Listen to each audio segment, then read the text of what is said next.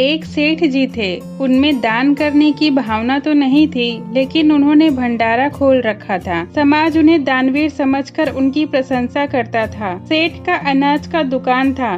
साल के अंत में जो गोदाम में सड़े गले अनाज बच जाते, उन्हीं सड़े गले अनाजों की रोटी सेठ के भंडारे में भूखे लोगों को दी जाती थी। सेठ का एक बेटा था। जब उसका विवाह हुआ तो उसकी पुत्र वधू घर आई। पुत्र वधू बहुत ही धार्मिक और सुशील थी। उसे जब पता चला कि उसके ससुर द्वारा खोले गए भंडारे में सड़े गले अनाज की रोटी दी जाती है, तो उसे बहुत दुख हुआ। उसने घर में भोजन बनाने की सारी जिम्मेदारी अपने ऊपर ले ली। पहले दिन ही उसने भंडारे से सड़े हुए अनाज का आटा मंगवाया और उससे एक रोटी बनाई। और सेठ जब भोजन करने बैठा तो उसकी थाली में भोजन के साथ वही रोटी परोस दी। वह काली मोटी रोटी देखकर सेठ ने पहले उसी को ही खाया। पहला निवाला खाते ही वह थूक दिया और थूकते हुए बोला, बेटी घर में आटा तो बहुत है, या तूने सड़े आटा कहाँ से मंगवाया? पुत्र वधू बोली, पिताजी यह आटा मैंने परलोक से मंगाया है। ससुर बोले, बेटी में कुछ समझा नहीं। पुत्र वधू बोली, पिताजी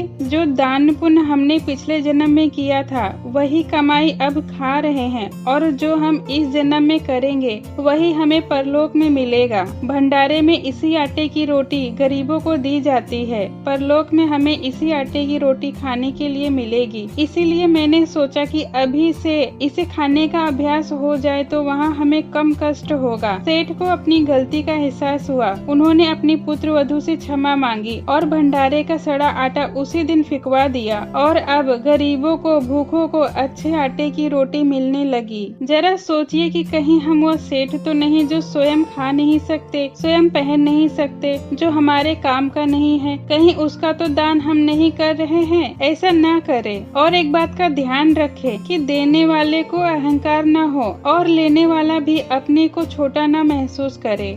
आपको ये कहानी कैसी लगी हमें कमेंट में जरूर बताएं। वीडियो पसंद आई हो तो लाइक करें। ऐसी ही कहानियों के लिए मेरे चैनल को सब्सक्राइब करें। ये वीडियो देखने के लिए आपका धन्यवाद।